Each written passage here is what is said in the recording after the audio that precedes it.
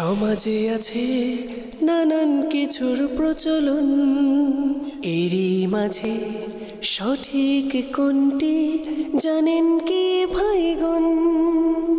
ইসলামের আলোকে জেনে চলুন, আমল করি আজীবন। আলহামদুলিল্লাহি রাব্বিল আলামিন ওয়াসসালাতু ওয়াসসালামু আলা সাইয়্যিদিল আমবিয়া ওয়াল মুরসালিন। আম্মা বা'দ, ফাআউযু বিল্লাহি মিনাশ শাইতানির রাজীম। বিসমিল্লাহির রহমানির রহিম। আসসালাতু ওয়াসসালামু আলাইকা ইয়া রাসূলুল্লাহ, আসসালাতু ওয়াসসালামু আলাইকা ইয়া হাবিবাল্লাহ, আসসালাতু ওয়াসসালামু আলাইকা ইয়া নবিয়াল্লাহ ওয়া আলা আলিকা ওয়া আসহাবিকা ইয়া নূরাল্লাহ। দর্শকবৃন্দ, আমরা এই অনুষ্ঠান নিয়ে আলহামদুলিল্লাহ প্রত্যেক সপ্তাহের ন্যায় আজকেও উপস্থিত হয়েছি। এই মুহূর্তে যে যেখান থেকে আমাদের সাথে যুক্ত হয়েছেন, কাছে অথবা দূরে, দেশ কিংবা প্রবাসে, সকলকে জানাই এই অনুষ্ঠানের পক্ষ থেকে আন্তরিক শুভেচ্ছা ও অভিনন্দন। দর্শকবৃন্দ, আলহামদুলিল্লাহ এই অনুষ্ঠানে আমরা কিবলা শাইখা তরিকত আমির আহলে সুন্নাত দামাত বারকাতুহুল আলিয়ার একটি ভিডিও প্যাকেজ আমরা নিয়ে থাকি। ওই প্যাকেজ অনুযায়ী একটি বিষয় আমরা নিয়ে আলোচনা করি এবং আলোচনা করার জন্য আমাদের স্টুডিওতে একজন মুবাল্লিগ থাকেন, যিনি আলহামদুলিল্লাহ আমাদেরকে ওই বিষয় সম্পর্কে আলোচনা শুনিয়ে থাকেন। আজকেও আলহামদুলিল্লাহ আমাদের সাথে উপস্থিত রয়েছেন মুবাল্লিগে দাওয়াত ইসলামী হাফেজ মোহাম্মদ আব্দুল মুত্তালিব মাদানী। হুজুর, কেমন আছেন আপনি? আলহামদুলিল্লাহ আলা কুল্লি হাল। দর্শকবৃন্দ, আলহামদুলিল্লাহ আজকে আমাদের সাথে যিনি রয়েছেন, মাশাআল্লাহ হাফিজে কোরআনও রয়েছেন, আর আজকের যে বিষয় এর সাথেও রিলেটিভ রয়েছে ইনশাআল্লাহ আজ্জা ওয়া জাল। আশা করি আমাদের অনুষ্ঠানের সঙ্গেই থাকুন, অনেক অজানা তথ্য আজকে জানতে পারবেন। আর আল্লাহ পাকের দয়া ইনশাআল্লাহ আজ্জা ওয়া জাল, আশা করি এমন একটি বিষয় নিয়ে আমরা আলোচনা করব। আজকে কোরআনের মহত্ব নিয়ে আমরা আজকে আলোচনা করবো ইনশাআল্লাহ আজ্জা ওয়া জাল। আজকে আমরা বিষয় নিয়েছি কোরআনের মহত্ব। দর্শকবৃন্দ, আসুন অনুষ্ঠানে যাওয়ার পূর্বে আমরা দুরূদ শরীফের ফজিলত শ্রবণ করি। আমাদের প্রিয় নবী রাসূল আরবি নবী করিম রউফুর রহিম সাল্লাল্লাহু তাআলা আলাইহি ওয়াসাল্লাম ইরশাদ করেছেন, মান সাল্লা আলাইয়া মিআতান কাতাবাল্লাহু বাইনা আইনাইহি বারাআতাম মিনান নিফাক ওয়া বারাআতাম মিনান নার, আও কামা ক্বালা রাসূলুল্লাহ সাল্লাল্লাহু তাআলা আলাইহি ওয়াসাল্লাম। অর্থাৎ আল্লাহর রাসূল সাল্লাল্লাহু তাআলা আলাইহি ওয়াসাল্লাম ইরশাদ করেছেন, যে ব্যক্তি আমার উপর 100 বার দুরূদ শরীফ পাঠ করবে, আল্লাহ পাক তার দুই চোখের মাঝখানে লিখে দিবেন ওই ব্যক্তি নিফাক এবং জাহান্নামের আগুন থেকে মুক্ত। সুবহানাল্লাহ। ওয়া আসকানাহুল্লাহু ইয়াউমাল কিয়ামাতি মা'আশ শুহাদা, এবং তাকে কিয়ামতের দিন শহীদদের সাথে রাখা হবে। সুবহানাল্লাহ। দর্শকবৃন্দ, দুরূদ শরীফের ফজিলত আমরা শ্রবণ করলাম। আসুন আমরা নিয়ত করি ইনশাআল্লাহ আজ্জা ওয়া জাল অধিক হারে আমরা দুরূদ শরীফ পাঠ করার চেষ্টা করব। আসুন সকলে একবার মহাব্বত সহকারে দুরূদ শরীফ পাঠ করে নিই। সাল্লু আলাল হাবিব সাল্লাল্লাহু তাআলা আলা মুহাম্মদ সাল্লাল্লাহু তাআলা আলাইহি ওয়াসাল্লাম। দর্শকবৃন্দ, আপনাদের সকলকে অনুরোধ করব, যারা আমাদেরকে দেখছেন, টিভি স্ক্রিনে দেওয়া নাম্বারে আপনারা কল করতে পারেন, চাইলে SMS করতে পারেন। কল করতেও ভুলবেন না, মেসেজ করতেও ভুলবেন না। আপনাদের কলও আজকে আমরা এই অনুষ্ঠানে শামিল করব, মেসেজও শামিল করব ইনশাআল্লাহ আজ্জা ওয়া জাল। আসুন কথা না বাড়িয়ে প্রথমে আমরা প্যাকেজ, আজকে যে অনুষ্ঠানে নিয়েছি প্যাকেজটির দিকে যাব। প্যাকেজটি চালিয়ে দিন। কুরআন কুরআন কুরআন কুরআন।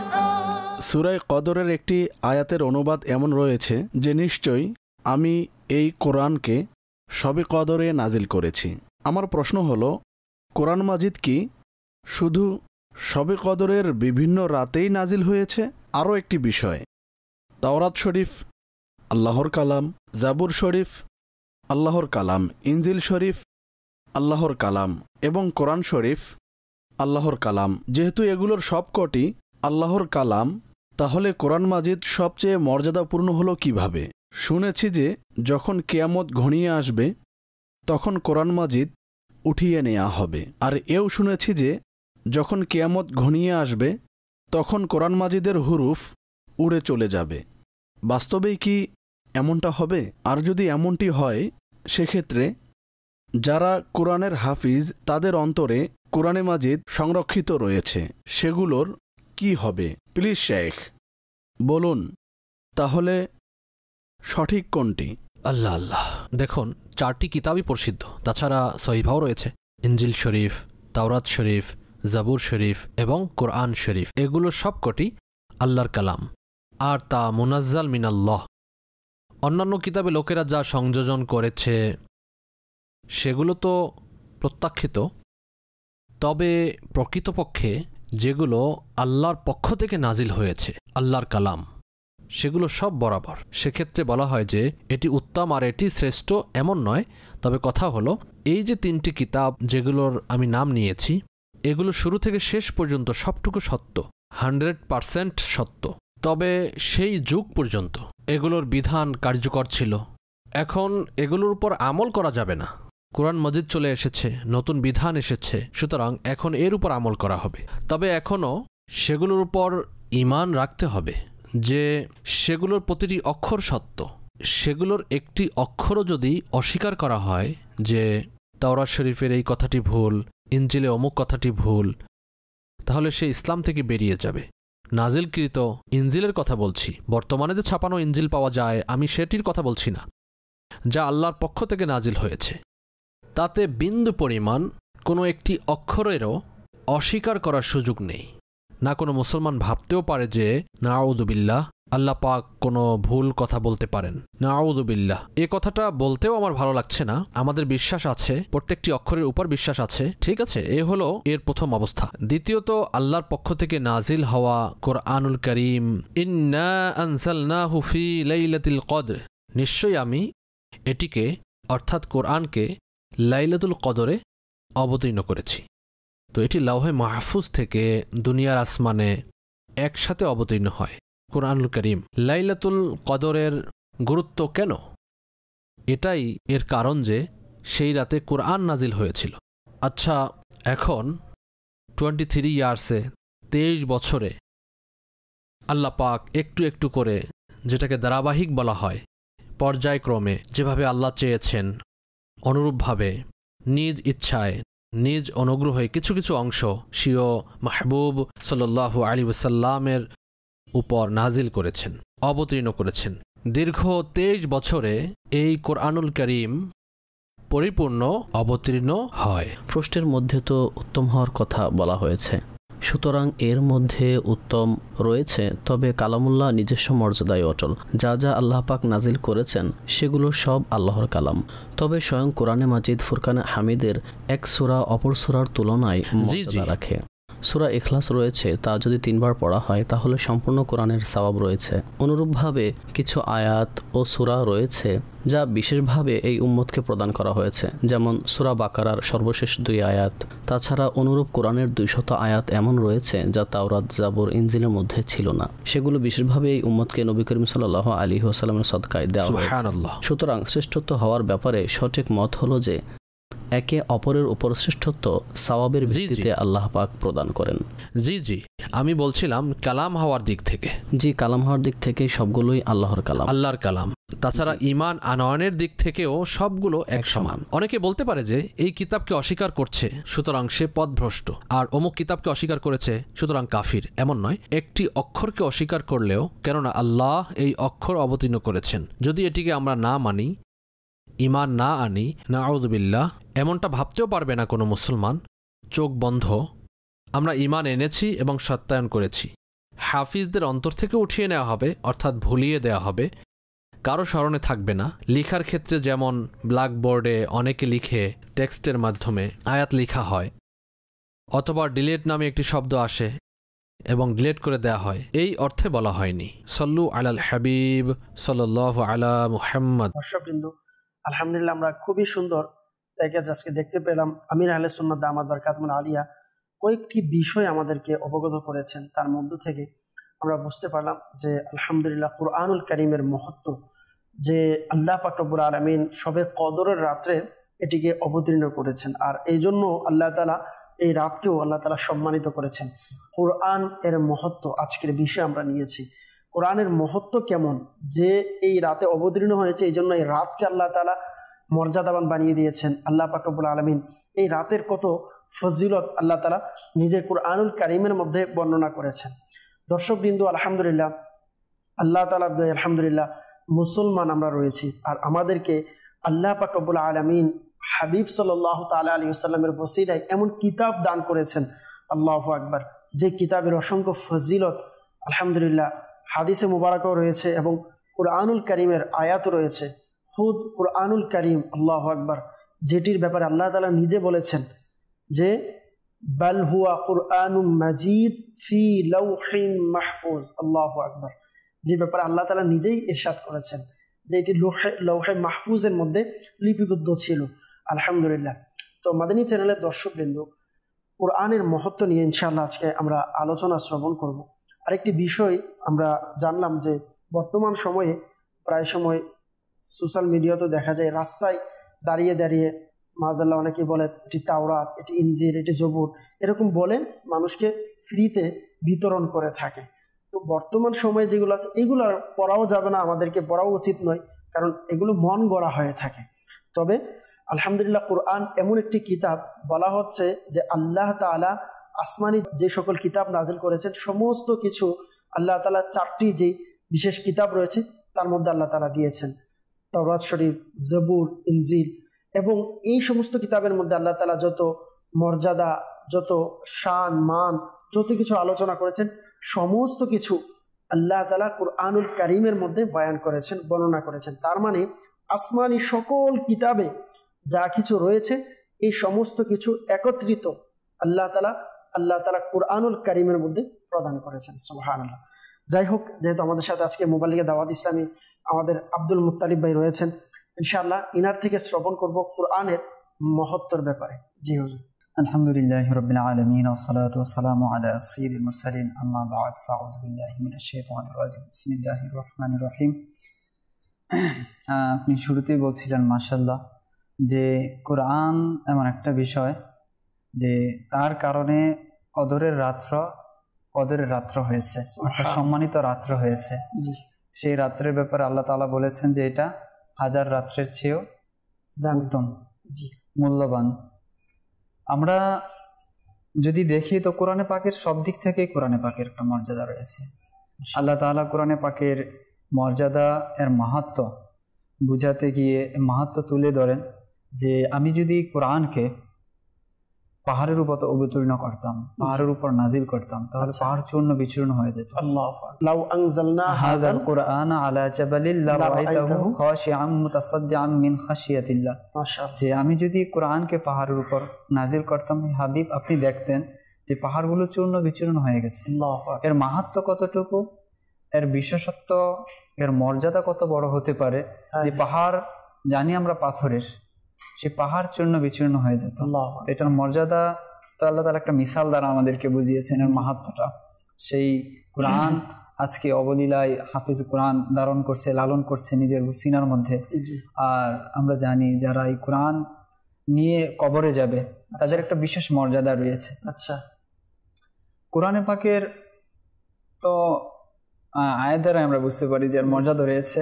এছাড়াও ফুকাহে কেরাম যারা আলেমী দিন রয়েছেন তারা বলেন কাসরাতুল আসমাই তারাদ্দু আলা শারফিল মুসাম্মা, যে কোনো কিছুর অধিক নাম হওয়া এইটা সেই যে বস্তুর যার প্রতি তার নামগুলো যাচ্ছে, যার দিকে তার বুজুর্গিয়া, তার মাহাত্ম্যের প্রতি ইঙ্গিত করে। সুবহানাল্লাহ। আমরা যেটার যত বেশি নাম এটার ফজিলত মহত্ব এটা বোঝানো হয়। জি জি, আপনি যে বস্তুর যত বেশি নাম থাকবে বুঝতে হবে সেই বস্তুর তত বেশি মাহাত্ম্য রয়েছে, মর্যাদা রয়েছে। যে কোনো কিছুর নাম অধিক হওয়া সেটা তার বুজুর্গিয়তের উপর দালালাত করে। জি। তো কোরআনের ব্যাপারেও এরকমই বিষয়টা দেখতে পাই। কোরআনে পাকের অসংখ্য নাম রয়েছে। কেউ বলেছেন যে এর নাম 30টা, কেউ 55টা বলেছেন, কেউ 90টা বলেছেন। আমরা যদি আল্লাহ তাআলার যে নামগুলো রয়েছে, আল্লাহ তাআলার অসংখ্য নাম রয়েছে, তবে প্রসিদ্ধ হচ্ছে 99টি নাম। তো আল্লাহ তাআলার এই নাম আল্লাহ তাআলার মাহাত্ম্যের উপর পরিচয় দেয়, আল্লাহ তাআলার মাহাত্ম্যের দালালাত বর্ণনা করে। রাসূল সাল্লাল্লাহু আলাইহি ওয়াসাল্লামের অসংখ্য নাম রয়েছে, কিন্তু ওই যে অধিক নাম হওয়া এটা রাসূল সাল্লাল্লাহু আলাইহি ওয়াসাল্লামের মাহাত্ম্যের উপর দালালাত করে, দলিল বহন করে। অনুরূপভাবে কোরআনেরও অসংখ্য নাম রয়েছে, যেমনটা ভাবে বিভিন্ন ফুকায়ে কেরাম কেউ বলেছেন যে 30-এর অধিক, কেউ বলেছেন 50-এর অধিক, কেউ বলেছেন 90টি। কোরআনে পাকের এই যে নামগুলো, এগুলো কোরআনে পাকের মাহাত্ম্যের উপর দালালত করে। কোরআনে পাকের কেউ কখনো আল্লাহ তাআলা বলেছেন কিতাব, কখনো বলেছেন করিম, কখনো বলেছেন হুদা, কখনো বলেছেন মুবিন। এই যে আল্লাহ তাআলা এই নামগুলো কোরআনে পাকের দিয়েছেন, এগুলো কোরআনে পাকের এক একটি বৈশিষ্ট্য, এক একটি মাহাত্ম্য ধারণ করে আছে এই নামগুলো। আমরা যদি দেখি যে কোরআনকে আল্লাহ তাআলা কিতাব বলেছেন, এবং কোরআনের ব্যাপারে যদি বলি যে আমরা কোরআনকে কোরআন বলছি, এই কোরআন শব্দটা কোরআনে কতবার এসেছে? কোরআন শব্দটা কোরআনের পাকের মধ্যে বলা হয় যে অসংখ্য জায়গায় এসেছে, যেমন ইন্না আনসালনাহু কুরআনান আরাবিয়্যান লাআল্লাকুম তা'কিলুন। এভাবে জায়গায় জায়গায় আল্লাহ তাআলা কোরআনকে কোরআন বলেছে। কিতাব, কোরআনকে আল্লাহ তাআলা কিতাব বলেছেন। কিতাবের অর্থ হচ্ছে লিপিবদ্ধ করে রাখা, লিখা। তো বলা হচ্ছে যে কোরআনকে কিতাব কেন বলা হলো? তো বলা হচ্ছে যে কোরআনকে কিতাব এই জন্য বলা হলো যে এর মধ্যে পৃথিবীর শুরু থেকে, আউয়াল থেকে আখের, শুরু থেকে শেষ পর্যন্ত সকল কিছু এই কোরআনের মধ্যে লিপিবদ্ধ করা আছে। আর আমরা যদি কোরআনকেই প্রশ্ন করি যে তোমার মধ্যে সত্যি কি সবকিছু লেখা আছে, তো কোরআন জবাব দেয় বিসমিল্লাহির রহমানির রহিম ওয়ালা আসরা মিন যালিকা ওয়ালা আকবার ইল্লা ফি কিতাবিন মুবিন। যে সূক্ষ্ম থেকে সূক্ষ্ম, বড় থেকে বড়, কোরআনের মাঝে তুমি যা কিছু প্রশ্ন করতে চাও, কোরআনের মধ্যে তুমি যা তালাশ করতে চাও, সবকিছু তুমি কোরআনের মধ্যে পেয়ে যাবে। তিবিয়ানাল লিকুল্লি শাই, প্রত্যেক কিছুর বয়ান, বর্ণনা আল্লাহ তাআলা কোরআনের মধ্যে করে দিয়েছেন। আবার এর মধ্যে আবার যেন অনেকে এটা না বুঝে যে কোরআনে তো সবকিছু স্পষ্ট আছে, এখন আমি নিজেই কোরআন পড়ে সবকিছু বুঝে ফেলবো। বিষয়টা কিন্তু এরকমটা নয়। কারণ যদি এরকমই হয়তো, আল্লাহ রাসূল সাল্লাল্লাহু আলাইহি ওয়াসাল্লামের ছাত্র মুআজ বিন জাবাল রাসূল সাল্লাল্লাহু আলাইহি ওয়াসাল্লাম থেকে সবকিছু শিখেছেন। আর আল্লাহ তাআলা রাসূল সাল্লাল্লাহু আলাইহি ওয়াসাল্লাম সকল জ্ঞান দান করেছেন, জ্ঞানের আধার। ওয়া আল্লামাকা মা লাম তাকুন তা'লাম, আমি আপনাকে সেই সকল বস্তু শিখিয়েছি যা আপনি জানতেন না। মা এটা তো একটি আম শব্দ, এর মধ্যে কি আছে আমরা জানি না। আর রহমানু আল্লামাল কুরআন, যে আল্লাহ আপনাকে কোরআন শিখিয়েছে। কোরআনের মধ্যে সবকিছু আছে। আর সেই রাসূল সাল্লাল্লাহু আলাইহি ওয়াসাল্লামের ছাত্র হচ্ছে তার সাহাবা কেরাম। তো মুআজ বিন জাবাল রাদিয়াল্লাহু তাআলা আনহুকে যখন কোথাও পাঠান যে আমি তোমাকে অমুক জায়গায় পাঠাচ্ছি, তোমার কাছে তো নতুন নতুন মাসআলা আসবে, তুমি কি করবে? তো বললেন আমি কোরআন দ্বারা সমাধান করব। কোরআনে সকল কিছু সমাধান পাবে না, বললেন যে আমি হাদিস দ্বারা করব। তো হাদিসেও নাও পেতে পারো, তো বলে যে আমি কিয়াস করব, সেগুলো কোরআন হাদিসের উপর কিয়াস করব। এর দ্বারা বোঝা যায় যেখানে আল্লাহ রাসূল সাল্লাল্লাহু আলাইহি ওয়াসাল্লামের সাহাবা, যিনারা স্বয়ং আল্লাহ রাসূল সাল্লাল্লাহু আলাইহি ওয়াসাল্লামের কাছ থেকে কোরআন শিখেছেন, তারাও সবকিছু কোরআন থেকে যে বের করবে এই বিষয়টা দেখা যাচ্ছে না। বাহ্যিকভাবে তো এটাই বুঝে আসে। তো আমি আপনি কে যে আমরা চাইলে যে বলবো যে আমি কোরআন থেকে সবকিছু বের করে নেবো, আর কিছু আমার কোনো কিছু প্রয়োজন নেই, বিষয়টা কিন্তু এরকম না। আপনি যেটা বললেন এটার থেকে এটা বোঝা গেল আসলে যদি কেউ কখনো নিজেকে এরকম ভাবে দাবি করে যে আমি কোরআনকেই মানবো, অথবা আমি কোরআন ছাড়া, অথবা অনেক সময় বলে যে আমি শুধু হাদিসকেই মানবো, তো আসলে এই কথাগুলো বলাটা হচ্ছে সাহাবীকে প্রশ্ন করা হয়েছে আর উনি উত্তর দিয়েছেন জি, আর ওর সাথে আমার উত্তর যদি না মিলে তাহলে বুঝতে হবে যে আসলে আমি সঠিক পথে নাই। বা অনেক সময় এটাও মনে করে বর্তমান সময়ে যে অনেক সময় নিজেকে আহলে কোরআন দাবি করে, দাবি করে কেন? সে মনে করে আমি সঠিক। তাহলে বুঝতে হবে আজকে আমাদের এই অনুষ্ঠানে তাহলে সঠিক কোনটি। তো আপনাকে বুঝতে হবে যে আমি সঠিক নাই, যে কোরআন, হাদিস এবং যেটা বলা হয় ইজমা, কিয়াস, চারটি বিষয়, এই সমস্ত কিছু বিষয় যার কাছে আছে সেই সঠিক। জি জি, এটা তো কোরআনই বলে না, আল্লাহ তাআলা কোরআনের পাকের মধ্যে বলে দিয়েছেন যে আল্লাহ রাসূলকে ইতাআত করলো সে প্রকৃতপক্ষে আল্লাহ তাআলাকে ইতাআত করলো। তো আল্লাহ রাসূলকে ইতাআত করার অর্থটা কি তাহলে? জি, আল্লাহ রাসূল সাল্লাল্লাহু আলাইহি ওয়াসাল্লামের ইতাআতের অর্থ হচ্ছে আল্লাহ রাসূল যা করেছেন, যা বলে গেছেন, যা তার মন সমর্থন করেছে সেই সকল বিষয়কে ইতাআত করা। তো সেই সকল বিষয়কে ইতাআত করা যদি হয়ে থাকে তাহলে আমরা তো রাসূল সাল্লাল্লাহু আলাইহি ওয়াসাল্লাম বাণী সরাসরি শুনিনি, তার আমল আমরা সরাসরি দেখিনি। তো সেই যে বিষয়গুলো আমাদের রয়েছে, হাদিস রয়েছে, ইজমা, কিয়াস, সেই বিষয়গুলো বিশ্লেষণভাবে সুন্দরভাবে আমাদের মাঝে ফুকাহে কেরামগণ উপস্থাপন করে গিয়েছে, সেইগুলোকে মূলত অনুসরণ করার কথা বলা হয়েছে। তো সুতরাং আমরা নিজে থেকে চাইলে যে কোরআনে তিবিয়ানা লিকুল্লি শাই, যে কোরআনে সবকিছুর বর্ণনা রয়েছে, এর মানে এই নয় যে আপনি কোরআন থেকে চাইলে সবকিছু বের করতে বর্ণনা রয়েছে। এটার জন্য, এটা বুঝার জন্য, জানার জন্য অবশ্যই আমাদেরকে শিখতে হবে, জানতে হবে, এবং কোরআন কিভাবে পড়তে হয় পড়ার একটা ধরন আছে। শুধু অনেক সময় দেখা গিয়েছে আমরা যদি শুধু তর্জমা পড়ি, বলা হচ্ছে না যে এই কোরআনের মাধ্যমে কেউ হেদায়েত প্রাপ্ত হবে, কোরআনের মাধ্যমে অধিকাংশ লোক পথভ্রষ্ট হবে, আবার অধিকাংশ লোক হেদায়েত পাবে। তো পথভ্রষ্ট কারা হবে? বোঝা হচ্ছে যে কোরআন পড়েও মানুষ পথভ্রষ্ট হতে পারে। তো এটার মূল অর্থ হচ্ছে যে আমরা যদি দেখি যে এর মানে হচ্ছে আমাকে পড়তে হবে পড়ার মতন, বুঝতে হবে বুঝার মতো। যেই বুঝ বা যেই চশমা সাহাবায়ে কেরাম লাগিয়ে পড়েছেন ওই চশমা আমাকে ব্যবহার করতে হবে। আল্লাহর রসুল এবং আল্লাহ তাআলার মহাব্বত, আল্লাহ রসুলের মহাব্বত এবং আকীদাগত বিষয় আমার চোখে রেখে তারপরে আমাকে প্রত্যেকটা জিনিস বিষয়টা আরো আমরা যদি এক দুইটা আয়াত পড়ি তাহলে আরো সহজ হয়ে যায় আমাদের জন্য। আল্লাহ তাআলা কোরআনে পাকের মধ্যে বলেছেন, বিসমিল্লাহির রহমানির রহিম, ইয়া আইয়ুহাল্লাযীনা আমানু আতিউল্লাহা ওয়া আতিউর রাসূল ওয়া উলিল আমরি মিনকুম, যে হে ঈমানদারগণ তোমরা প্রথমত আল্লাহ তাআলার ইতাআত করো, আল্লাহ রাসূলের ইতাআত করো, এবং তোমাদের মধ্যে থেকে যারা ওই মাপে যারা খলিফা রয়েছে, বাদশা রয়েছে, তোমাদের মধ্যে থেকে যারা বুজুর্গ ইজতিহাদ করতে জানে তাদের অনুসরণ করো। তো কোরআনের পাকের মধ্যে যদি সবকিছু থাকে, সবকিছু তো অবশ্যই কোরআনের পাকের মধ্যে আছে, কোরআন পাকের মধ্যে থেকে যদি আমরা সবকিছু নিজে থেকে বের করতে পারতাম, সেই সামর্থ্য যদি আমাদের মধ্যে থাকতো, তাহলে তো আল্লাহ তাআলা আল্লাহ রসুলের ইতাআত করার কথা বলতেন, বা আমাদের মধ্যে থেকে যারা ফোকাহা রয়েছেন, মুস্তাহিদ রয়েছেন তাদের অনুসরণ করতে বলতেন না। আরো সহজভাবে বলতে গেলে আল্লাহ তাআলা আমাদেরকে আদেশই করে দিয়েছেন, ফাসআলু আহলা যিকরি ইন কুনতুম লা তা'লামুন, তোমরা যে বিষয়ে জানবে না সেই বিষয়ে কি করবে? জ্ঞানীদের কাছে প্রশ্ন করবে। এখন আমি নিজেকেই প্রশ্ন করি, আল্লাহ তাআলা এই আয়াত কেন নাজিল করলেন? আমি সবকিছু তো কোরআনে স্পষ্টভাবে বর্ণনা আছে, তার মধ্যে বোঝা যাচ্ছে আমার পক্ষে সম্ভব না কোরআনের সবকিছু আমি নিজে থেকে বের করে ফেলবো। তাহলে বোঝা গেল কোরআনের মহত্বের মধ্যে এটিও একটা মহত্ব। আমি চাইলে আমার মন গড়া মতন পড়তে পারবো না, এটার জন্য আমাকে কষ্ট করতে হবে। বাংলা কিতাবের মতো অথবা ইংলিশের মতো আমি শুধু তর্জমা পড়বো হয়ে যাবে এরকম না। অন্যান্য কিতাব এবং কোরআনের মধ্যে অবশ্যই পার্থক্য আছে। কোরআন এটি হচ্ছে মহত্ব একটি কিতাব, আর অন্যান্য কিতাব এর সাথে যদি আমি এটাকে সমন্বয় করি, বা কেউ যদি বাংলা ইংলিশ পড়ে সে নিজেকে কোরআনের পণ্ডিত মনে করে যে আমি কোরআন ভালো করে পড়তে পারি, তর্জমা পড়তে পারি, বুঝি, তাহলে এটা আসলেই কোরআনের মহত্ব হচ্ছে এটা।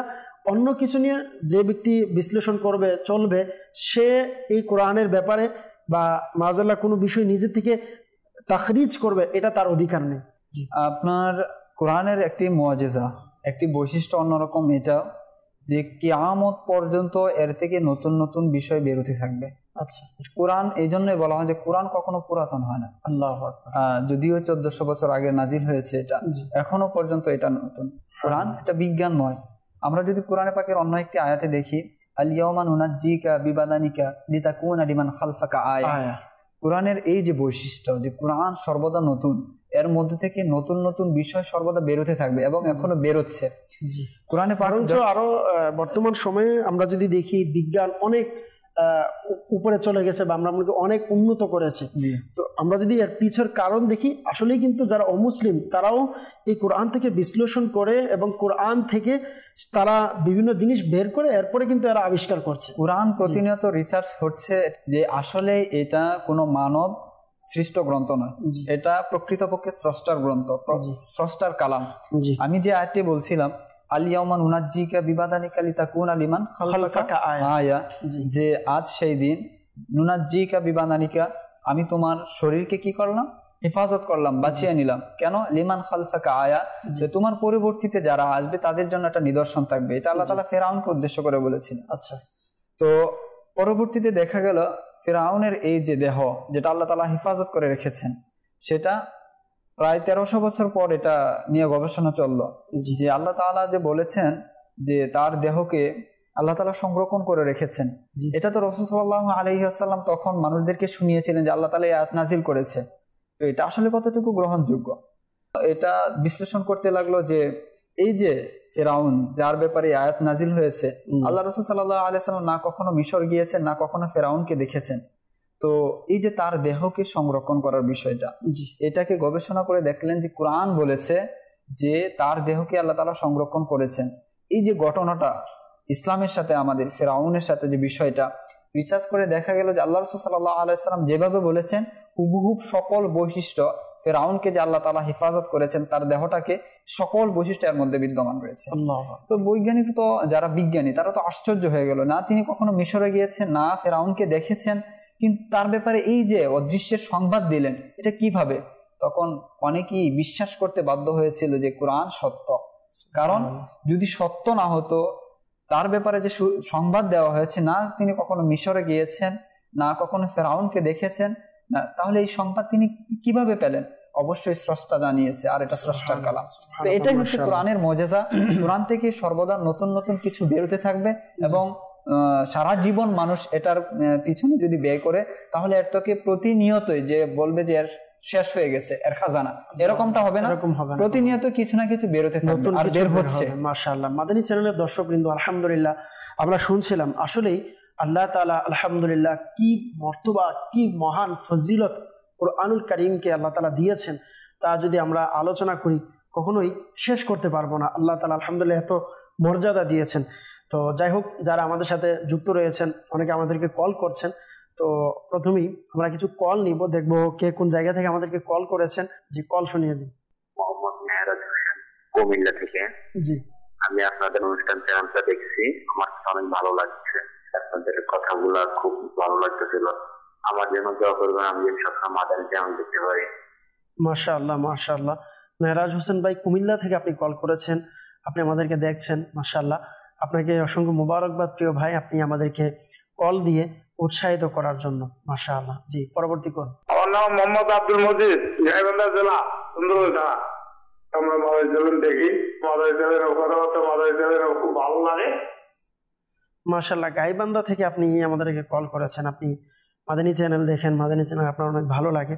ভালো লাগবেই না কেন? আলহামদুলিল্লাহ এই চ্যানেলে আলহামদুলিল্লাহ আল্লাহ তাআলা দয় কুরআন এবং হাদিসের সমস্ত আলহামদুলিল্লাহ কিছু খোলাসা করার চেষ্টা করে। আলহামদুলিল্লাহ কোরআন এবং হাদিসের আলোচনাই মাদানী চ্যানেলে হয়। একটা সেকেন্ড আপনি পাবেন না যেখানে নাউজুবিল্লাহ কোনো মাদাল্লাহ কোনো অ্যাড অথবা আমরা যেটা বলি গুনাহের কোনো সিন চ্যানেলে। আলহামদুলিল্লাহ আমাদের মাদানী চ্যানেল 100% শরীয়ত সম্মত, এবং এটি এমন একটি চ্যানেল আলহামদুলিল্লাহ আপনি ঘরে বসে দেখবেন, ইলমে দ্বীন শিখতে পারবেন, নেকি অর্জন করতে পারবেন। আলহামদুলিল্লাহ। জি, পরবর্তী কল। আমার নাম মোহাম্মদ সিকান্দার, চিটাং জেলা থেকে বলতেছি। আমি আপনাদের মাদানী চ্যানেল দেখে অনেক উপকৃত পাইছি, মাশাআল্লাহ। আপনাদের নিয়মিত আমি চ্যানেল দেখি, আপনারা আমাদের জন্য দোয়া করেন, আর আমরা আপনাদের চ্যানেল দেখে অনেক কিছু জানতে পারি, এগুলো দেখে অনেক কিছু শেখা যায়। আপনাদের আল্লাহ তাআলা নিয়ামতে বরকত করুন। মাশাআল্লাহ, মারহাবা। মোহাম্মদ সিকান্দার ভাই, আপনি চট্টগ্রাম থেকে কল দিয়েছেন, আপনি মাদানী চ্যানেল দেখেন, মাদানী চ্যানেলের জন্য দোয়া করেছেন। আল্লাহ তাআলা আপনার দোয়াকে কবুল করুক। আপনি আমাদেরকে কল দিয়ে উৎসাহিত করার জন্য আপনাকে অসংখ্য মুবারকবাদ। যারাই আমাদেরকে কল দিয়েছেন আপনাদের সকলকে মুবারকবাদ জানাচ্ছি, আমাদেরকে উৎসাহিত করার জন্য আরও একবার আপনাদেরকে মুবারকবাদ জানাচ্ছি। আপনারা আমাদেরকে আপনার মূল্যবান সময় দিয়ে আমাদের কল দিয়েছেন, আর যারা আমাদেরকে দেখছেন আপনাদেরও শুকরিয়া আদায় করছি। আল্লাহ পাক রব্বুল আলামিন আমাদের সকলকে দ্বীনের খেদমত করার, দ্বীনের সঠিক জ্ঞান অর্জন করার তৌফিক দান করুক। সাল্লু আলাল হাবিব সাল্লাল্লাহু তাআলা আলা মুহাম্মদ সাল্লাল্লাহু তাআলা আলাইহি ওয়াসাল্লাম। সালাতু ওয়া সালামুন আলাইকা ইয়া রাসূলুল্লাহ।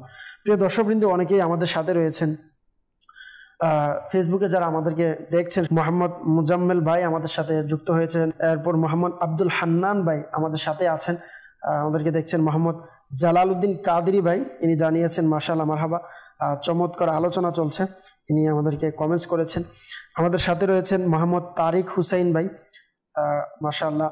তারপর আমাদের সাথে রয়েছেন সাগে আক্তার নাম আইডি থেকে, ইনি আমাদের শেয়ারও করেছেন, মাশাআল্লাহ। আল্লাহ তাআলা আপনাকে বরকত দান করুক। সাল্লু আলাল হাবিব সাল্লাল্লাহু তাআলা আলা মুহাম্মদ সাল্লাল্লাহু তাআলা আলাইহি ওয়াসাল্লাম। দর্শকবৃন্দ, আমরা আলোচনা শুনছিলাম কোরআনের মহত্বের ব্যাপারে। আলহামদুলিল্লাহ এটি এমন একটি কিতাব, আপনি নিজে শিক্ষা অর্জন করবেন বা শিক্ষা প্রদান করবেন, উভয়ের ক্ষেত্রেই সওয়াব রয়েছে। আল্লাহ রাসূল সাল্লাল্লাহু আলাইহি সাল্লাম হাদিসে পাকের মধ্যে বলেছেন, খায়রুকুম মান তাআল্লামাল কুরআনা ওয়া আল্লামাহু। আমরা সকলেই হাদিসে মুবারাকা এটি আমরা জানি। তো আমরা যদি একটু চিন্তা করি, আমি পৃথিবীর অন্যান্য কিতাব লক্ষ কোটি টাকা দিয়ে ক্রয় করি, অথবা ইংলিশ, আমি আরবি ব্যতীত বা অন্য কোনো কিতাব আমি পড়লাম, সারা জীবন কাটিয়ে ফেললাম, কিন্তু অনেক সময় আছে আমরা কোরআন শিখতে পারি না, শিখার গুরুত্ব আমাদের কাছে নাই। আমরা তো এমনও করে ফেলেছি যে হুজুর ইংলিশ পড়ার জন্য, বাংলা পড়ার জন্য মা বাবারও এরকম, যেমন মনে হচ্ছে যে ইংলিশ পড়বে, বাংলা পড়বে, 5,000 10,000 টাকা দিয়ে টিচার রাখবে, এও সপ্তাহে 3 দিন, মাসে 20 দিন 25 দিন, কিন্তু কোরআনুল কারীম শিক্ষা দিবে, এর জন্য 500 টাকাও খরচ করতে অনেকের গায়ে লাগে। আবার চিন্তা করে হুজুর আসার পরে মোবাইল টিভি কিনা বা কিছু করে কিনা, বা অনেক সময় চিন্তা করে যে পুরা মাসের মধ্যে কয়দিন ক্লাস করায় এসে 10 মিনিট আগে চলে যাচ্ছে কিনা, মানে অনেক কিছু যেটা আমরা ছোট থেকেই অনেক সময় আমরা যদি প্র্যাকটিক্যাল দেখি, কোরআনের মহত্ব, আল্লাহ তাআলা এত বড় মহৎ কিতাব আমাদেরকে দিয়েছেন, কিন্তু আমরা সমাজের মধ্যে যেন মনে হচ্ছে যে এটা আমরা হারিয়ে ফেলছি বা আমরা এটার দিকে অনেক সময় গুরুত্ব দিই না। গুরুত্ব দেয় আলহামদুলিল্লাহ, অসংখ্য মানুষ আল্লাহ তাআলা যাদেরকে দিয়েছেন আলহামদুলিল্লাহ গুরুত্ব দেয়, কিন্তু একটা শ্রেণী আছে এখন যারা প্রাইভেটও পড়াইতে চায় না বা একটু ভালো করে কোরআন শিক্ষা দিবে তাও চায় না। তো আপনি কি বলবেন, এই কিতাব যদি কেউ হিফজ করে বা এই কিতাব যদি কেউ অধ্যয়ন করে এটার ফজিলত, এবং যদি কেউ হাফেজে কোরআন হয়, আমরা তো অনেক সময় শুনি লক্ষ কোটি টাকা ব্যয় করে কেউ লয়ার হচ্ছে, কেউ ডাক্তার হচ্ছে, কেউ ইঞ্জিনিয়ার হচ্ছে, এগুলোর ফজিলত আমরা শুধু জানি দুনিয়াতে টাকা উপার্জন করতে পারবে, আখিরাতের ব্যাপারে তো এগুলোর ফজিলত শুনি নাই। তো কোরআন যদি কেউ হাফেজ হয় বা কোরআন যদি কেউ শিক্ষা অর্জন করে, এই ব্যাপারে ফজিলত আছে কিনা বা এই ব্যাপারে আপনি কি বলবেন? একসাথে অনেকগুলো প্রশ্ন করেছেন। মাশাআল্লাহ। প্রথমে যে বিষয়টা আপনি বলেছেন যে অনেকে দেখা যায় যে ছেলেকে ইংলিশ পড়াচ্ছে, লয়ার বানাচ্ছে, ইঞ্জিনিয়ার বানাচ্ছে, ডাক্তার বানাচ্ছে। জি, আমি তো তাদের বলবো, যদি আপনার একাধিক সন্তান থাকে অন্তত পক্ষে একজনকে কোরআনের হাফেজ আলিমুদ্দিন বানান এবং পরবর্তীতে তাদের সাথে সেই সন্তানের কম্পেয়ার করেন। আলিমুদ্দিন বানালে তো আমি ইমাম সাহেব ইমামতি করতে হবে মসজিদে 5,000 টাকার বেতন। আমি তো সেটাই বলছি যে আপনার 4টা সন্তান আছে, 3জনকে আপনি ইঞ্জিনিয়ার, ডাক্তার, লয়ার বানান, আর একজনকে হাফেজ কোরআন আলিমুদ্দিন বানান। পরবর্তীতে আপনি কম্পেয়ার করেন যে আসলে আপনার কোন ছেলেটা সবচেয়ে ভালো। আচ্ছা, আমরা তো এখন একটা সভ্য যুগে বাস করছি এবং মানুষ কিতাব আগের চেয়ে বেশি পড়ে, যদিও ইসলামী কিতাব না, পত্রিকা, অন্যান্য কিতাব পড়ে, এবং আমরা প্রতিনিয়ত পত্রিকার মধ্যে নানা ধরনের ঘটনা দেখি। আর দিন দিন ওল্ড হাউস বাড়ছে এবং কাদের পিতামাতা এই ওল্ড হাউসে বাস করে সেটাও এখন বলার অপেক্ষা রাখে না। আমরা এরকমও দেখতে পাই কারো 4টি সন্তান, 4 জন বাইরের রাষ্ট্রে এবং উন্নত রাষ্ট্রে বাস করে, কিন্তু পিতামাতা থাকছে ওল্ড হাউসে। কিন্তু তারা কি আদৌ আলেমুদ্দিন? কিন্তু না, তাদেরকে দেখবো তারা ডাক্তার, তারা ইঞ্জিনিয়ার। এই যে এত বড় বড় ডিগ্রিধারী হলো, মানে সেগুলো আসলে কোন পথে ব্যয় করছে? তো এটা তো একটা বিষয় রয়ে গেল। আর দ্বিতীয়ত হচ্ছে যে আপনার সন্তান যখন আলেমুদ্দিন হবে, কোরআনের হাফেজ হবে, তো আপনার জন্য কি ফায়দা রয়েছে? আপনার সন্তান হয়তো 2 টাকা কম উপার্জন করবে, কিন্তু সেই 2 টাকা থেকে 1 টাকা আপনাকে দিবে। আপনার সন্তান হয়তো সে 3 বেলা ওই রকম ভাবে খেতে পারবে না, হয়তো পান্তা ভাত খাবে বা ভর্তা দিয়ে ভাত খাবে, কিন্তু সেই ভর্তার ভাগীদার আপনাকেও বানাবে। তো ওই রকম সন্তানের তো প্রয়োজন নেই যে মাংস খাচ্ছে, ডিম খাচ্ছে, মাছ খাচ্ছে, কিন্তু আপনার ভাগ্যে হয়তো দেখারও সৌভাগ্য হয় না, খাবেন তো পরের বিষয়। তো এর চেয়ে ভালো না যে ছেলে পান্তা ভাত খাক কিন্তু আমাকে নিয়ে খাক, ছেলে ভর্তা দিয়ে ভাত খাক কিন্তু আমাকে নিয়ে খাক। এটা হচ্ছে কোরআনের একটি মহত্ব। এই কোরআন আল্লাহ তাআলা যাদের অন্তরে দিয়েছেন, এই কোরআনের ইলম যতটুকু আল্লাহ তাআলা দিয়েছেন, আল্লাহ তাআলা তার মহত্ব দুনিয়াতে আল্লাহ তাআলা দেখাচ্ছেন। এটা হচ্ছে সাধারণ দুনিয়ার একটা বিষয়। আর আমাদের জানি দুনিয়াটা ক্ষণস্থায়ী, হয়তো কিছুদিন, সারা সেই কিছুদিন ভালো থাকার জন্য মাতা পিতা, যারা আত্মীয় স্বজন ঘনিষ্ঠ সবাইকে ভুলে যায়। কিন্তু আপনার ছেলে যখন হাফিজে কোরআন হবে, দুনিয়াতে তো ফায়দা এটা রয়েছে যে সে আল্লাহকে ভয় করার জন্য, কোরআনকে নিজের মধ্যে লালন করার জন্য, ধারণ করার জন্য তার মনটাও এরকম হয়ে যায়, সারা জীবন কষ্ট হলেও পিতামাতার বোঝা সে কাঁধে সানন্দে চিত্তে, এরকম নয় যে বিরক্ত হয়ে, হাসি মুখে তারা বহন করে পিতামাতার খরচটা, ব্যয়টা। আর বর্তমান সময় আমরা জানি যে কেউ কাউকে সহ্য করতে চায় না, কিন্তু একজন হাফিজ কোরআন, একজন আলিমে দ্বীনের পিতামাতার আপনি খোঁজখবর নিয়ে দেখেন যে তাদের সন্তান তাদেরকে নিয়ে কত খুশি আছে। দ্বিতীয়ত হচ্ছে আখিরাত। আখিরাতে সেই পিতামাতার জন্য কি রয়েছে? আল্লাহ রাসূল সাল্লাল্লাহু আলাইহি ওয়াসাল্লাম বলেন, মান ক্বারা আল কুরআনা ওয়া হাফিযাহু আদখালাহুল্লাহুল জান্নাহ। যে কোরআন পড়বে এবং হিফজ করবে, আল্লাহ তাআলা সেই ব্যক্তিকে জান্নাতে প্রবেশ করাবেন। এটা তো কোরআনের যে হাফিজ তার একটা মর্যাদা। এখন সেই হাফিজ হয়ে তার এখানে সীমাবদ্ধ নয়, তার ব্যাপারে বলতেছেন ওয়াশাফাআহু, আল্লাহ তাআলা তাকে শাফাআত করার হুকুম দিবেন ফি আশারাতিন মিন আহলি বাইতিহি। তার যে পরিবার আছে, পরিবার বর্গের মধ্যে থেকে 10 জন ব্যক্তিকে শাফাআত করার তাকে আল্লাহ তাআলা হুকুম দিবেন বা তাকে ইজাজত দিবেন। কুল্লুহুম কদ ইস্তাওজাবান নার, যে সেই সকল ব্যক্তিদের যে আপনার পিতামাতা হয়তো জান্নাতে হয়ে গেছে তাদের আমলের কারণে, তো তারা বাদ। আপনার দাদা দাদি হয়তো জান্নাতে তাদের আমল কারণে চলে গেছে, তো তারাও বাদ। ওই সকল ব্যক্তিদেরকেই দিবেন যাদের জন্য জাহান্নাম ওয়াজিব হয়ে গেছে। আল্লাহু আকবার, সুবহানাল্লাহ। অর্থাৎ কুরআন হিফজ করার বরকতে জি, কেউ যদি ডাক্তার ইঞ্জিনিয়ার হয়, এর ব্যাপারে এরকম ফজিলত আমি দুনিয়ার কথাই বললাম না, সে তো দুনিয়াতে আপনাকে দেখতে চাচ্ছে না, আর আখিরাতের ময়দানটা তো ওইরকম হবে যে প্রত্যেকে থেকে পালায়ন করবে। অর্থাৎ যত সার্টিফিকেট কবরে নিয়ে গেলে কাজে আসবে না, কিন্তু এই কোরআনের সার্টিফিকেট নিয়ে গেলে দুনিয়াতে আলহামদুলিল্লাহ বরকত আছে, আখিরাতেও আল্লাহ তাআলার দয়ায় বরকত আছে। আল্লাহ রাসূল সাল্লাল্লাহু আলাইহি ওয়াসাল্লাম হাদিস যে কিয়ামতের ময়দানে আল্লাহ তাআলা হাফিজ ও কোরআনদেরকে বলবেন, জি, ওয়ারতাকি ওয়ারাত্তিল, যে তোমরা পড়তে থাকো আর মর্যাদা অর্জন করতে থাকো। আপনি দেখেন কোরআন, পৃথিবীটা হচ্ছে দারুল আমল, অর্থাৎ আমল করার আমরা ঘর বলতে পারি, বা আমলের জায়গা। আল্লাহ রাসূল সাল্লাল্লাহু আলাইহি ওয়াসাল্লাম বলেছেন আদ-দুনিয়া মাজরাতুল আখিরাহ, দুনিয়া হচ্ছে আখিরাতের শস্যক্ষেত, অর্থাৎ এখানেই আমরা আখিরাতের জন্য যা পারি সঞ্চয় করে নিয়ে যেতে হবে। এইখানে আমরা নামাজ পড়বো, নামাজের আমরা প্রতিদান কিয়ামতের দিন পাবো। এখানে আমরা রোজা রাখবো, রোজার প্রতিদান পাবো। যত ভালো কাজ আছে সবকিছুর প্রতিদান আমরা কিয়ামতের দিন পাবো, দুনিয়ায় যতটুকু আমরা করেছি। কিন্তু কিয়ামতের দিন আল্লাহ তাআলা হাফিজ ও কোরআনদেরকে বিশেষভাবে বলবেন যে কোরআনে পাক তুমি হিফজ করেছো, মুখস্থ করেছো, এর উপর আমল করেছো, এখন পড়তে থাকো আর মর্যাদা পেতে থাকো। অর্থাৎ কোরআনে পাকের আপনি আমল দুনিয়ায় করেছেন, কোরআনে পাক আপনি হিফজ করেছেন, এই যে একটা বিষয় কিয়ামতের ময়দানে আল্লাহ তাআলা হাফিজদের বিশেষভাবে মানুষদের সামনে সম্মানিত করবেন, যে এখন তুমি পড়তে থাকো আর মর্যাদা তুমি পেতে থাকো। কিতাবের মধ্যে এসেছে যে জান্নাতের সর্বোচ্চ পর্যায় কতটি বা মর্যাদার স্তর কতটি, বলা হয়েছে কোরআনের আয়াত যতটি মর্যাদার স্তর ততগুলো, অর্থাৎ 6666, এটা তো প্রসিদ্ধ, মতভেদ তো আছে।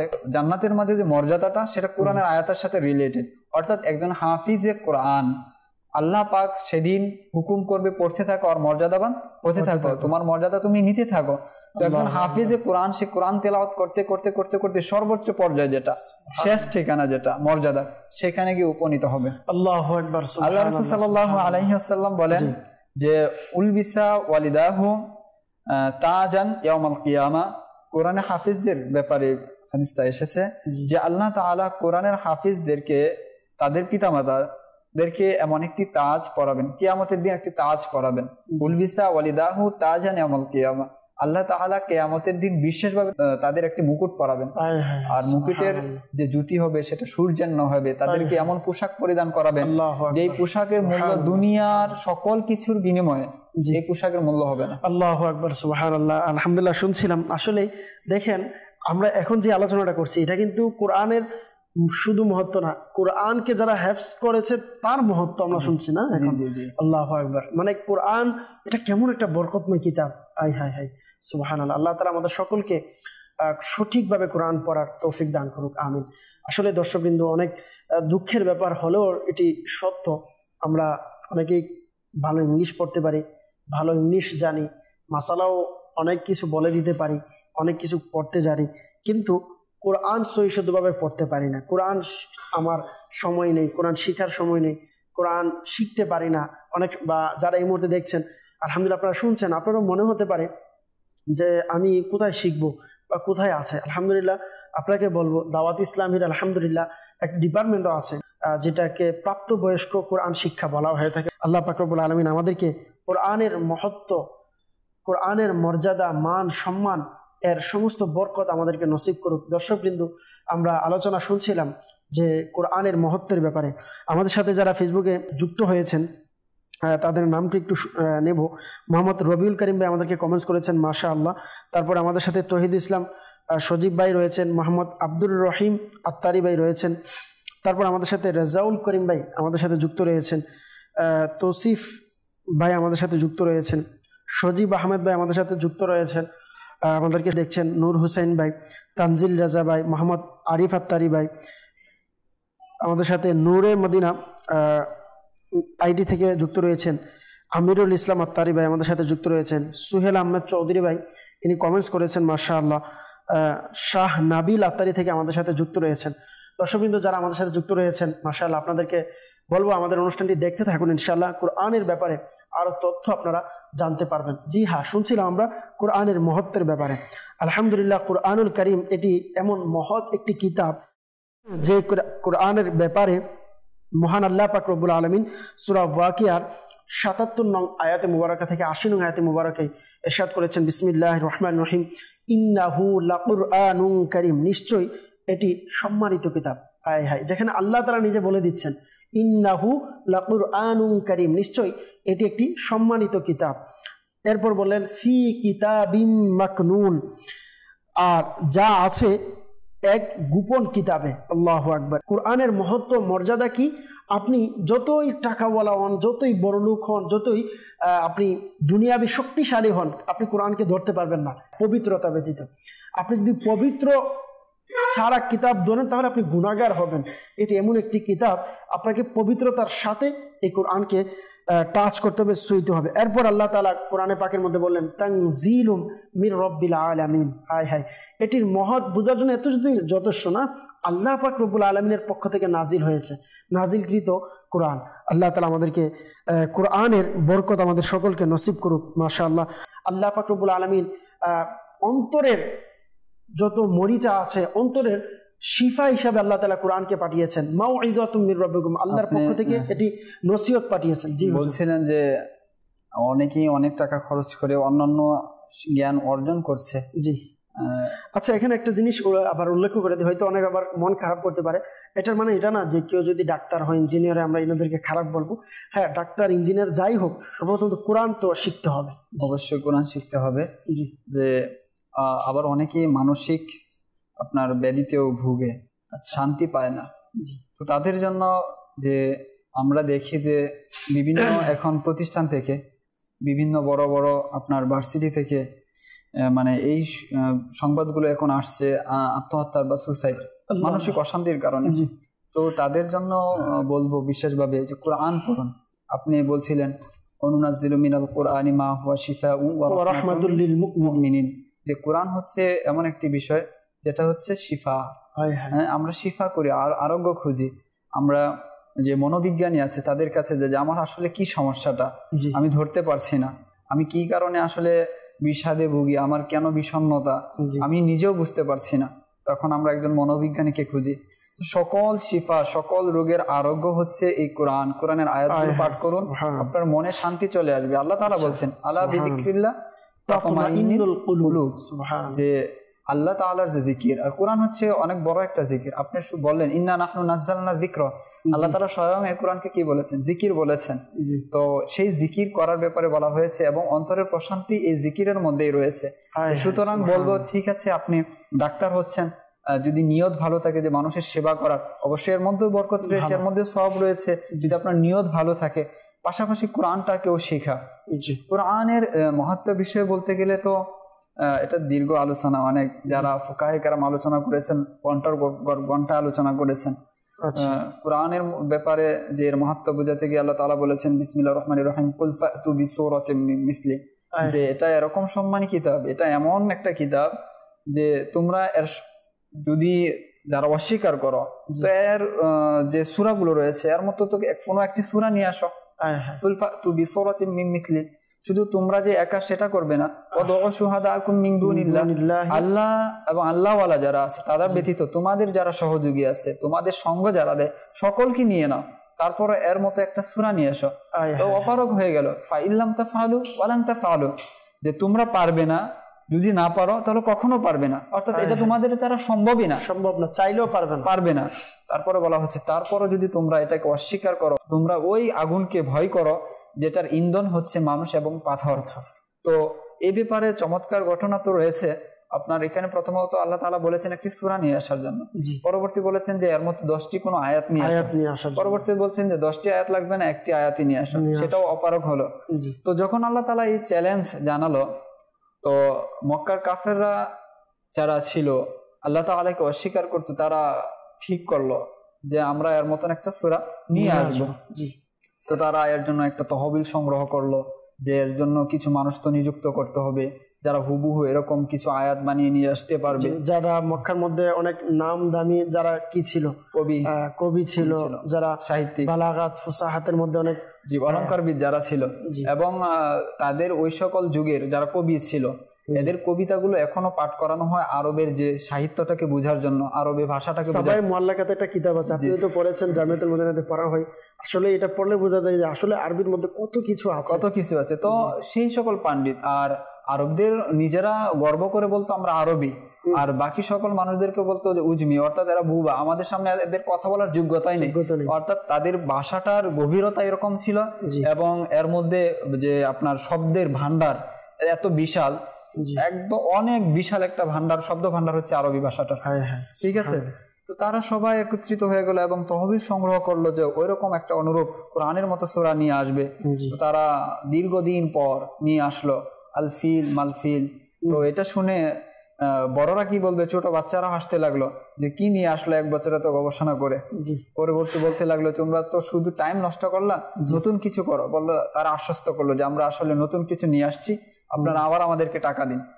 পরবর্তীতে আবার 1 বছর গবেষণা করে তারা তো সূরা বের করতে পারলো না, বললে যে আমরা তো নিয়ে আসতে পারি না, তবে আমরা সুন্দর একটা চমৎকার তথ্য নিয়ে এসেছি। বলে সেটা কি? কোরআনের মধ্যে এরকম 4টি শব্দ আছে যেগুলো আসলে অর্থাৎ কোরআনকে যে বলা হয় এত উচ্চ মাপের একটি গ্রন্থ, এই 4টি শব্দ সেটা অস্বীকার করে যে কোরআনের মধ্যে এরকম 4টি শব্দ আছে যেটা কোরআনের সাথে যায় না, বা একটা উঁচু মাপের কিতাব হওয়ার জন্য যেরকম শব্দ দরকার এই শব্দগুলো আসে না, অর্থাৎ এই শব্দগুলো যায় না। তো বললে কি তো সত্যতা যাচাই করতে হয়? তো বললেন এর সত্যতা আমরা কিভাবে যাচাই করতে পারি? সকলে মিলে তারা পরামর্শ করলো যে আমাদের মধ্য থেকে এরকম একজন ব্যক্তি আছে যে আমাদের থেকে আলাদা হয়ে গেছে শুধু তার ভাষাকে রক্ষা করার জন্য, যেন তার ভাষাটা নষ্ট না হয়ে যায়, তাকে তালাশ করো। সে বিচার করবে আসলে এই শব্দগুলো কি আসলে আরবি কি, আর এগুলো কি আসলে সেই রকম মাপের কিনা। তো সেই ব্যক্তিকে তারা খুঁজে বের করলো, বের করার পর জিজ্ঞাসা করলো যে এরকম এরকম বিষয়। তখন সেই ব্যক্তি তাদেরকে রদ করেন সেই 4টি শব্দের মাধ্যমে। তো শুনে সাথে সাথে বলে যে আমরা যে বিচার নিয়ে বা যেই সমাধানের জন্য এসেছি, তো শুরুতেই সেই 4টি শব্দ ব্যবহার করলো। অর্থাৎ সেই যে মাধুর্যপূর্ণ ভাষী, যে তার ভাষাকে রক্ষা করার জন্য তিনি আলাদা চলে গিয়েছেন, সেই ব্যক্তির কথা শুরুই করেছিলেন এই 4টি শব্দের মাধ্যমে।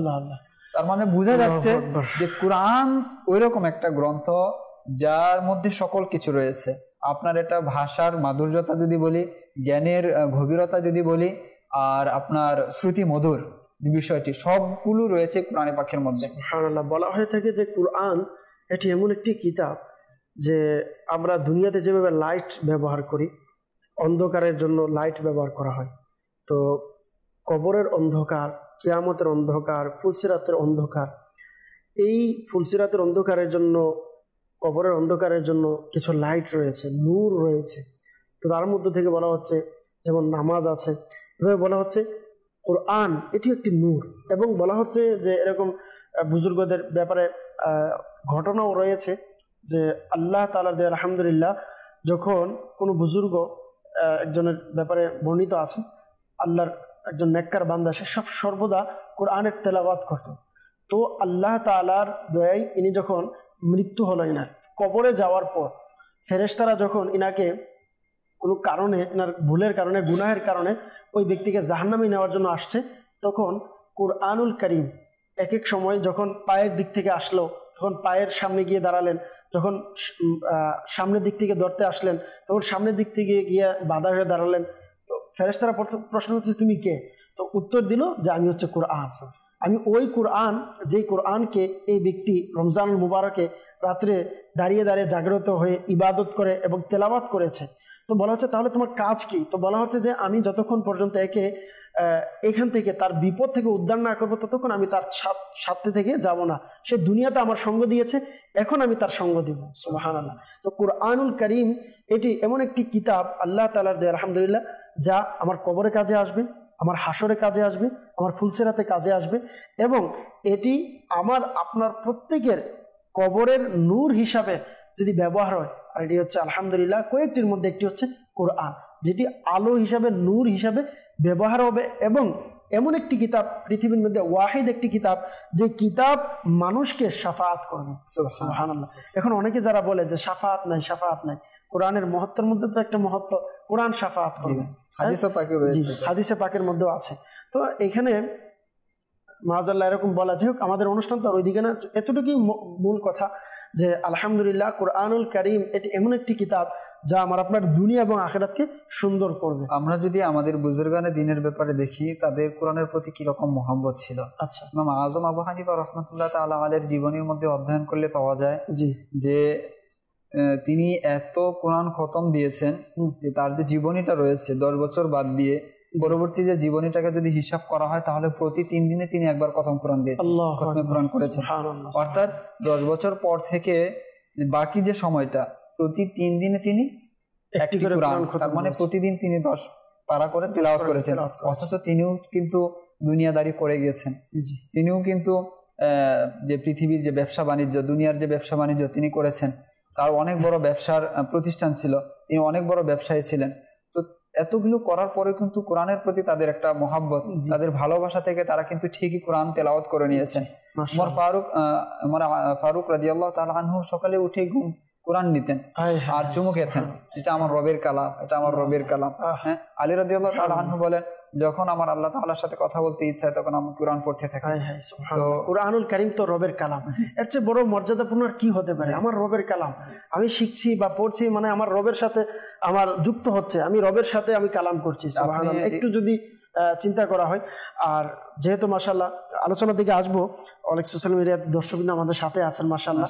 আজকের যেহেতু কোরআনের মহত্ব নিয়ে আলোচনা, আমাদের সাথে মোহাম্মদ মাহবুবুর রহমান ভাই ইনি রয়েছেন, কমেন্টস করেছেন যে মাশাআল্লাহ। সাইদুর রহমান ভাই আমাদের সাথে আছেন। তারপরে আমাদের সাথে নাজমুল রেজা ভাই, মোহাম্মদ নাজমুল রেজা ভাই কমেন্টস করেছেন মাশাআল্লাহ। তারপর আমাদের সাথে মুজাম্মেল রেজা ভাই যুক্ত হয়েছেন। আমাদের সাথে মোহাম্মদ রিফাত সরকার ভাই যুক্ত হয়েছেন। তারপর আমাদের সাথে মোহাম্মদ নাজমুল রেজা ভাই আমাদের অনুষ্ঠান দেখছে, উনি কমেন্টস করেছে যে অনেক কিছু শিখতে পারলাম আপনাদের এই অনুষ্ঠান থেকে মাশাআল্লাহ। প্রিয় ভাই নাজমুল রেজা ভাই, আপনাকে অসংখ্য মোবারকবাদ আমাদেরকে উৎসাহিত করার জন্য। আলহামদুলিল্লাহ, কোরআনুল কারীম আল্লাহ তাআলা দিয়ে আলহামদুলিল্লাহ এমন কিতাব, মনে রাখবেন আমি কবরে যাব, আখিরাতে যাব, সব কিছু বাদ দিই, শুধু দুনিয়াতে চিন্তা করি নামাজ, এটা প্রত্যেকের জন্য ফরজ। আর নামাজের মধ্যে কোরআন তেলাওয়াত করা তো আবশ্যক না? কোরআন তেলাওয়াত ছাড়া এখন তো মাআযাল্লাহ অনেকে আছে বাংলাতেও নামাজ পড়ার দাবি করে, নাউযুবিল্লাহ। তো দেখেন, এগুলো হচ্ছে আল্লাহ তাআলা আমাদের থেকে এই সমস্ত ফিতনা থেকে হেফাজত করুক।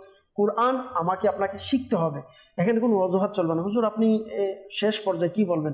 অনেকের প্রশ্ন, আমার তো অনেক কাজ আছে, অনেক ব্যস্ততা, আমি অনেক আমার সন্তানেরা স্কুলে পড়ে, কলেজে পড়ে, বাংলা ইংলিশ নিয়ে ব্যস্ত, এই কোরআন কখন আবার শিখবে? এটা কি জরুরি বা কি বলবেন এটা? কোরআন তো অতটুকু অংশ পরিমাণ একজন ব্যক্তির জন্য জানা আবশ্যক বা মুখস্থ রাখা আবশ্যক, যতটুকু পড়লে নামাজের ফরজটা আদায় হয়ে যাবে। আচ্ছা, তো অবশ্যই শিখতে হবে। এবং আচ্ছা, এটা কি তাজবিদ সহকারে পড়তে হবে নাকি? অনেকে আছে বাংলা অর্থ, যেহেতু আজকের অনুষ্ঠান, অনেকে আছে বাজারের মধ্যে সহজ বাংলা উচ্চারণ কোরআন আছে, এটা পড়লে সমস্যা কি? এটা তো অনেক বড় সমস্যা। অনেক বড় সমস্যা হচ্ছে আমরা যারা বাংলা, আমরা বলি যে আমি শিক্ষিত, এবং প্রত্যেকটা ভাষাকে রক্ষা করার জন্য কিছু বিশিষ্ট ব্যক্তিকে সরকারের পক্ষ থেকে নিযুক্ত রাখা হয়েছে। আচ্ছা, তাদের দিন রাত প্রচেষ্টা হচ্ছে ভাষাকে কিভাবে রক্ষা করা যায়, এবং তারা এজন্য কাজ করে যাচ্ছে। আপনি যদি তাহলে বানানের হেরফের করেন, আপনি যেটা বললেন, তাহলে আমার মনে হচ্ছে এখন যারা বাংলাতে নামাজ পড়ার দাবি করে, তাহলে এরা মনে হয় সরকারের ভাষাকে বাঁচানোর জন্য এখন নামাজের মধ্যে নিয়ে আসছেন। বিষয়টা ওইরকম না, করতে পারবে চাইলে এরকম না। আমি ওইটাই বুঝাতে চাচ্ছি যে সাধারণ আমাদের বাংলা ভাষা, আমাদের মাতৃভাষাকে রক্ষা করার জন্য অনেক নানা ধরনের চিন্তা ভাবনা। কেননা আপনি যদি বানানের রীতিটা না ঠিক রাখেন, লেখার মধ্যে যদি আপনার বানানের রীতি ঠিক না থাকে, তাহলে একটু এদিক সেদিক হলেও অর্থের অনেক বড় পার্থক্য চলে আসবে। আর সেটাকে সামঞ্জস্য রাখার জন্য, সে বিষয়টাকে রাখার জন্য আমরা দেখি যে একই ধরনের উচ্চারণ কিন্তু দেখি অর্থ অনেক রকম হয়। এটা বাংলার ক্ষেত্রে হয়। তো আপনি কোরআন আল্লাহ তাআলার কালাম, সেখানে আপনি কুল হুয়াল্লাহু আহাদ এর জায়গায় যদি কুল বলে বসেন, অর্থ কোন জায়গায় দাঁড়াবে? বাংলার ক্ষেত্রে যদি আমরা দেখি, যারা জ্ঞানী আছেন তারা বুঝে নিবে। আল্লাহ তাআলা অনেকে বলা হচ্ছে, হুজুর আল্লাহ তাআলা আলহামদুলিল্লাহ অনেক বড় দয়ালু, যেভাবে পড়লে নামাজ কালাম পড়বো আল্লাহ মাফ করবে। ইমাম গাযালি রাহমাতুল্লাহ তাআলা আলাইহি চমৎকার বলেন যে তুমি যাবে পাথরে জমিতে চাষ করার জন্য, সেখানে হাল চাষও করবে না, কোনো কিছু করবে না, বীজ ফেলে দিবে পাথরের উপর, আর আশা করবে যে আল্লাহ তাআলা দয়ালু, ফসল উঠে যাবে। এটা তো বোকামি। আচ্ছা, আপনার ইবাদত করবেন না। আল্লাহ তাআলা হুকুম দিয়েছেন, আল্লাহ তাআলা আপনাকে 24 ঘন্টা সময় দিয়েছেন, আল্লাহ তাআলা চোখ দিয়েছেন, শক্তি দিয়েছেন, সামর্থ্য দিয়েছেন, হাজার হাজার মানুষের মধ্যে থেকে আপনাকে সুস্থ রেখেছেন, বিবেক দিয়েছেন, বুদ্ধি দিয়েছেন, এমনকি পৃথিবীতে 800 কোটি মানুষের মধ্যে থেকে আল্লাহ তাআলা আপনাকে মুসলমান বানিয়েছেন। তারপরে যদি বলেন যে আল্লাহ তাআলা এত ব্যস্ত, আল্লাহ তাআলা ক্ষমা করে দিবেন, তো আল্লাহ তাআলার যে নিয়ামত গুলো একটা একটা করে যদি আপনাকে প্রশ্ন করা হয় তখন আপনি ভাববেন যে আসলে আমাদের প্রত্যেকেরই প্রশ্ন এটাই যে আমি টাকা নেওয়ার সময় চিন্তা করি ভালো নোট খারাপ নোট কোনটা, এটা আমার বুঝে আসে। আমি ভালো নোট নিতে চাই, খারাপ নোট একটু ছিঁড়া হলে আমি নিতে চাই না। আমি দুনিয়াতে টাকা কিভাবে ইনকাম করে তা শিখে ফেলেছি। হ্যাঁ, দুনিয়াতে আমি কিভাবে টাকা উপার্জন করব তাও জানি। আমি দিন দুনিয়া সব চিনি। কারোর সাথে ঝগড়া হলে আমার জায়গাটা কিভাবে মেপে বের করতে হবে তাও আমার জ্ঞান আছে।